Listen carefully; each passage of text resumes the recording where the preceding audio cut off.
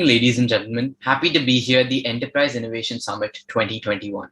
I'd like to thank Dynamic CIO for presenting me with this opportunity, and thank you, Mr. Ashwin. It truly is an honor. I'm a 17-year-old student at Aditya Birla World Academy, and I'm the founder of a social enterprise known as Inaya Connect. I have built and am actively growing a social enterprise in the mental health space, with our primary solution being a free mental health chatbot that is privacy preserving and acts as the first point of contact for mental illnesses. It is hosted on www.inayaconnect.com.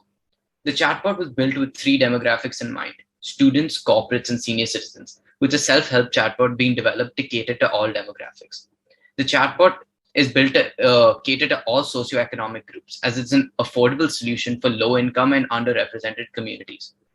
The anonymous and privacy preserving nature of the chatbot destigmatizes the seeking of help and allows for open, unrestricted conversation. It is an interactive, secure, protected, and community based chatbot and complies with all standard data protection laws. To ensure low latency and low margin for error, the chatbot runs off trusted Google Cloud Platform servers, which has a high bandwidth to handle hundreds of thousands of users at the same time. The current version of the chatbot has modules for students, corporates, and senior citizens. It's built using a recursive neural network, allowing for scalable usage and incremental improvements in the efficacy and accuracy of the AI model. AES 256-bit encryption is used, and a unique privacy algorithm is laid on top, allowing for maximum utility with no disruption of privacy, as no personally identifiable information is collected. The chatbot is currently partnered with the Bandriwala Foundation, Juno Clinic, Communicate, MIT Parcheck Foundation, and more. I started developing the chatbot in June 2020 during the wake of the COVID-19 pandemic in India. The idea stemmed as a product to be used by my friends and students alike. Our academic situation was in disarray. Many students were more anxious and uneasy due to the uncertainty of the situation, and I knew that this trend would be common for students across the globe. Hence, the first version of the chatbot was a student-centric version in relation to the problems that they faced with their mental health. During development, I spoke to many individuals, students, psychiatrists, psychologists, natural language processing experts, and many people who have dealt with the stakeholders of the enterprise and realized the scope of the problem. I had several sincere and ardent conversations with my friends and family members who had been through their own battles with depression, anxiety, and other mental health illnesses, and the journey they took, either through medication or self-help, and understood more on the different remedies and treatments. I learned that the two biggest issues that I would have to address is the stigma and the cost surrounding mental health. Currently, 64% of all individuals who have mental illnesses or disorders are untreated, and a big reason for that is the stigma around mental health care. The stigma around seeking help for dealing with issues related to the mind has led to many people being too scared to get the necessary help. In developing countries, mental health is often not recognized as essential, and as a result is rendered too expensive for the common citizen. In a developing country such as India, where the median income is just over $1,500 and people are not accepting of mental health care, people do not have the capability or willingness to spend $20 a month on mental health care, which is the mean cost. This has only worsened during the COVID-19 pandemic, as depression and anxiety symptoms were substantively elevated relative to usual population data, including for individuals with no existing mental health diagnosis. Due to job loss, isolation, lack of human contact, and a generally negative environment created by the pandemic, mental health issues become more prominent and crucial to be addressed. To address these issues, I had to plan the direction of the chatbot very carefully. Knowing that stigma around mental health was a big issue, I focused on making the chatbot anonymous, wherein no user information or data would be requested or stored, and thereby would not be possible to be correlated to the responses of the individuals, or even a private key associated with the unique identifier who is using the device. So maintaining the anonymity of the user ensures a safe, untethered conversation where the user would be more inclined to respond truthfully and allow the model to accurately provide the user with self-help information and the most appropriate professional based on the severity of their problem. Using a scoring algorithm, I assigned weights to the responses of the users and accordingly determined the flow of the conversation and the subsequent questions asked. The anonymity gives this initial push of confidence to open up, understand, realize, and then act to solve their problem, all while being comfortable to do so. During COVID, our interactions shifted from physical meetings and handshakes to Zoom calls and digital salutations. And our lives have become highly dependent on the digital world. In a completely digitized world where access to information is ever growing, an empathetic private mental health chatbot that effectively combines the benefits of human interaction and the digital world is, in my opinion, a much needed addition to the digital mental health landscape. Development did not come without its challenges, and one of them was cost for myself and the user.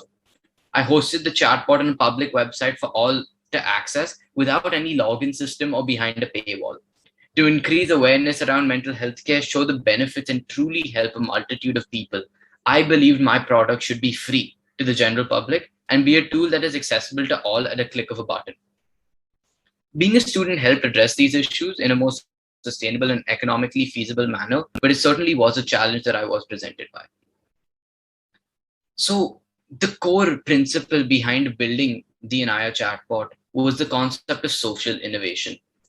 Innovation is a term that is often thrown around quite loosely now and with good measure, because it covers development of products from small to large.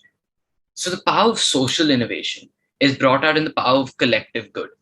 A big reason I believe my chatbot was successful in being developed, marketed, and grown is because people bought into my vision for the chatbot and the goal behind the product.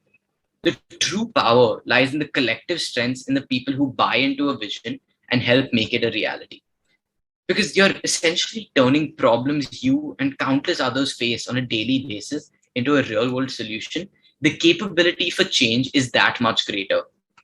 I truly believe that the greatest solutions are the ones that stem from personal problems and are forged in the minds of innovators. And that's not to be a discriminatory or an isolating term, but I truly believe every one of us is an innovator. Because everybody has had an idea that is high impact, of genuine value, and could change the world because it stemmed from something that mattered to them, and most likely mattered to a lot of people around the globe. The ability for any individual to make civic progress and better their own community is a universal possession ingrained within all of us, regardless of age, socioeconomic background, or the resources available. India is a hub of innovation, with technology being scaled and developed on a macro and micro perspective. Whether it be startups being funded several crores to grow, or innovative low-cost solutions being implemented within local shops that aid their businessmen in running their operation. Innovation is all around us, and their inspiration is a problem they faced. Their creation is a solution to that problem. Greater than the potential market opportunity to make a product that fits a specific social need and grow one's presence in the space, the joy received from making a difference in people is the joy received from making a difference in people's lives. When I was developing a chatbot, a common question I was posed was, what is the end goal? The end goal is always to build a sustainable and efficient product that could serve the target audience. But my own personal goal was to help a life, a singular life, to be able to speak to someone who used the chatbot and said that it helped them with their problems and that they are better after using it. During alpha and beta testing, asking my friends to use the chatbot themselves, they said they wish they had a product like this while they were going through their own mental illnesses. And that to me was a greater sign of success than anything I could achieve monetarily or through social accolades. During promotion of the chatbot, I posted about the chatbot on multiple prominent subreddits to gain traction amongst my target audience. When I looked back to the account a few days later, my inbox and comment section was flooded with messages showing a great amount of support and enthusiasm around the product. I got messages from people saying, this product is amazing, but I wish it could address more demographics. People offered to help me develop the chatbot further. People who had dealt with their own mental illnesses wished to speak to me and offer guidance, and many thanked me for my creation. As seen on the screen here, these were a few comments I was personally touched by. The opportunity to save a life posed itself as the greatest honor I could ever possibly receive. And I realized that the true impact the chatbot could have. This being understood, I knew there were certain design elements, features, and next steps I would have to take, which I believe are common for any social innovation.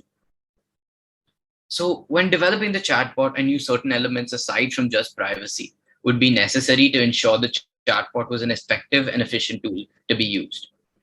The decision to choose a question-based interaction was to give clarity and structure to the user, as well as ask an approved set of questions, screening questions to the user. Often the initial symptoms and potential signs of a mental illness go unnoticed and snowball into something much larger as time progresses. So the questions had to be approved by a panel of psychologists, psychiatrists, and mental health professionals to ensure the right and appropriate information was being used to determine the decisions of the chatbot and being disseminated to the users. Being a student allowed me to approach multiple organizations and openly begin a dialogue surrounding the chatbot and the formations of partnerships and increase the opportunities around me. Given the social nature of the venture and the fact that I was a student, I was able to avail certain benefits and financial understandings with the companies I'm associated with, helping mitigate the cost of development and help me develop the entire solution for just $85 till date, considerably lower than the market average. And I think this is something that students can attest to and should actively use to their advantage. I believe student innovation, especially in India, is going to be a massive field in the next 5 years because the innovation capacity and capability of students, not just college students, but high school, middle school students, is phenomenal.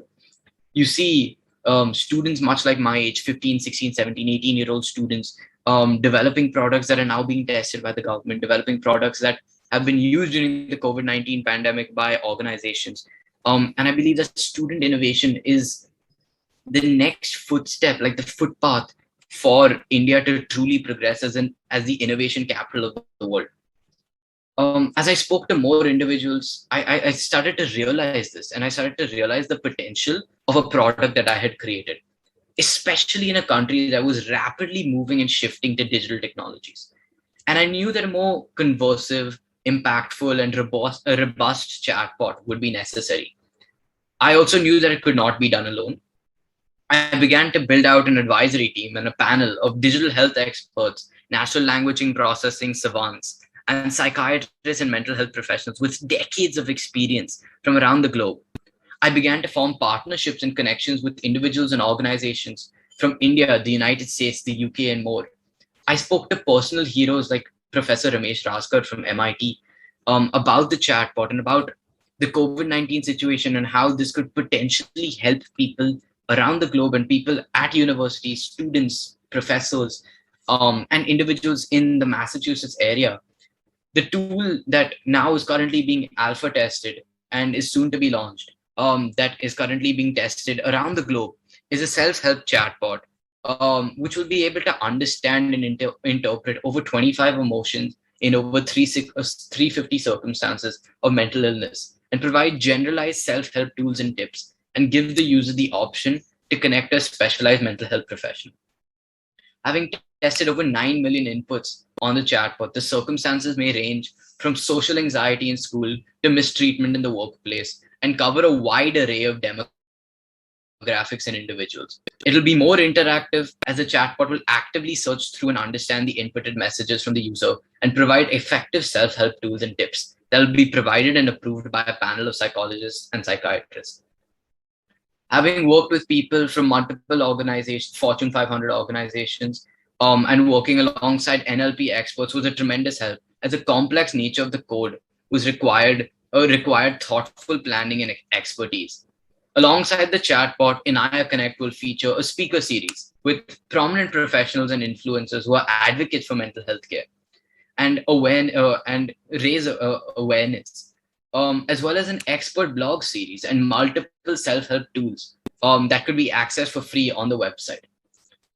I think more than anything, more than the impact the chatbot has had on anyone else, the journey of building the chatbot has had a profound effect on me.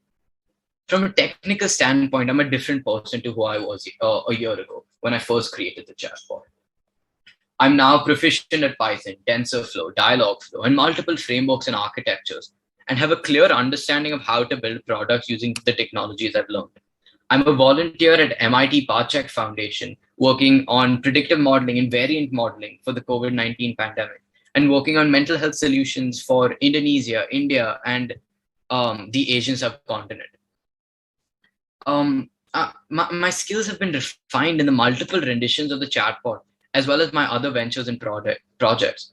From a social and mental standpoint, my mindset around innovation and life has changed as I interact with individuals of all walks of life. Coming from a fairly capitalistic society, my perspective on finance and money has shifted to building products that truly benefit people. And I truly believe that the joy obtained from helping a life is far greater than the joy obtained from earning a paycheck. Having spoken to numerous CEOs, entrepreneurs, brand builders, doctors, professionals, and more, I truly believe I've matured and diversified my interests and understandings. My social skills have greatly improved as I can confidently and openly communicate with individuals of all stratas from all stratas of life.